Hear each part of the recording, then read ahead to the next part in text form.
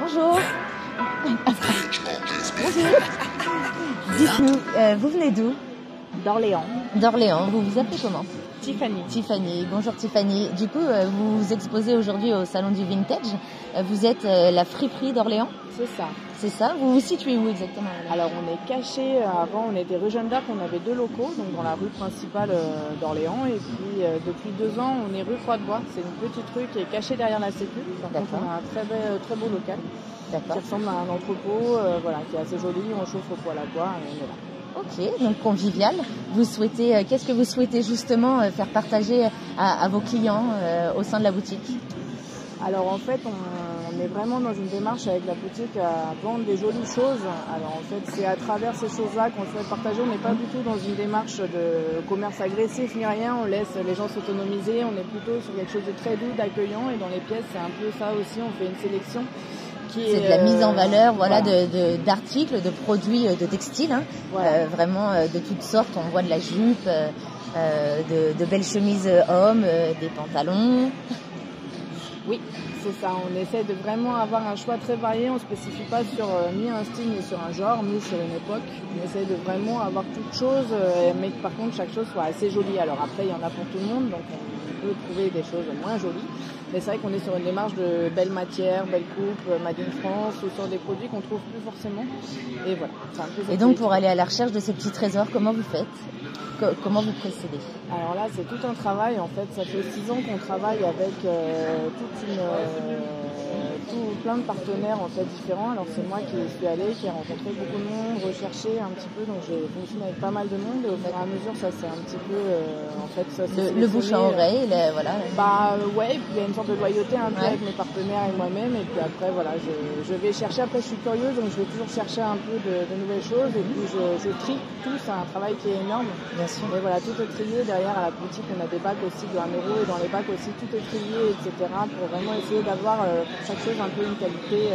Bien sûr, parce que ça reste du coup, je vois un petit peu, en visu, des produits qui sont vraiment quand même de haute couture, je dirais, produits français ou vraiment qui représentent le vintage aussi également, et qui sont mis en avant, qu'on pourrait vendre, je veux dire, ou qui seraient pas être mis en valeur sur un vide-grenier entre guillemets. Et voilà, votre travail, c'est vraiment ça, c'est vraiment d'apporter cette beauté quand même à un tissu qui, on pourrait dire, on jette malheureusement quoi. C'est vrai qu'il y a beaucoup de choses qui peuvent être jetées. Après nous, on est vraiment encore une fois sur la politique de trier, de vraiment essayer de trouver des jolies choses qui racontent une histoire, ou comme les kimonos par exemple qui viennent du Japon. Je bosse avec un brocanteur japonais qui les fait venir, donc je rachète, j'y vais. Alors il est à quelques heures, je sélectionne les pièces, etc. Et c'est vrai que pour chaque chose, on essaye d'être précis dans le détail, dans la sélection. Mais c'est pareil pour la déco. À la boutique, ici, je suis moins poussée. Mais on a une grosse déco et vraiment dans le détail avec des tapis, des choses. Vous pouvez vraiment développer, voilà. Et puis en fait, on est vraiment sur un univers. En fait, on a vraiment un univers avec la boutique qu'on déplace aussi sur les festivals ou sur les stands. Là, c'est un petit peu plus limité. Mais voilà, c'est vraiment un truc où on se dit, en fait, c'est dans le joli et un peu dans la poésie des choses. Voilà. Ça marche. Vous avez également une page Facebook peut-être? Oui. Alors on a une page Facebook, une page Insta. Donc en fait, le nom de la boutique, c'est Louange à l'élégance. Lou comme l'animal et ange. Donc on a, je crois que sur Facebook, c'est Friperie Louange et sur Insta, c'est Louange Frais. Voilà. D'accord, ça marche. Eh ben, merci beaucoup. Je vous souhaite un bon week-end. Merci. Bonjour. Bonjour. Tu t'appelles comment? Je m'appelle Samantha. Ça marche. Tu viens d'où? Alors on vient nous de Varennes-le-Grand, vers Chalon-sur-Saône. D'accord. Ok, donc vous venez de la Bourgogne. Vous avez l'habitude de vous déplacer sur tous les salons du vintage? Alors on se déplace dans toute la France, on est plutôt profil geek, mais on fait tous les salons vintage et rétro gaming avec Laurent Tandem Events. Ok, ça marche. Et du coup, on peut vous retrouver aussi à travers les réseaux sociaux?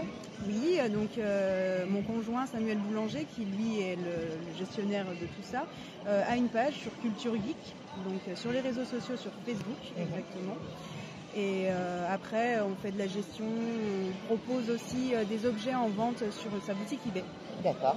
Et sur Vinted. Ok.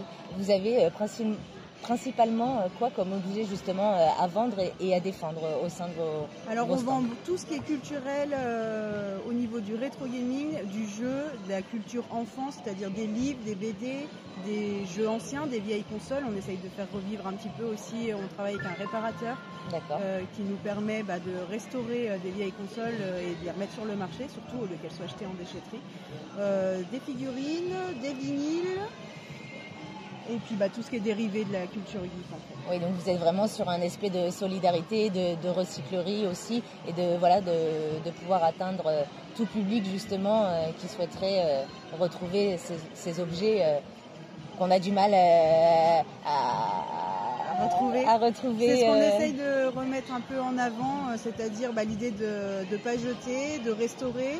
On pourrait se permettre d'acheter des lots de consoles qui sont complètement fonctionnels, mais nous, notre but, c'est vraiment de réintégrer des objets qui ne sont plus en voie de fonctionner et de pouvoir les reproposer à la vente, de les faire revivre, de donner un peu de nostalgie aussi à nos visiteurs, parce que oui, on fait partie d'un monde rétro gaming et vintage, donc on essaye aussi de ramener un petit peu la gaieté de ces années-là.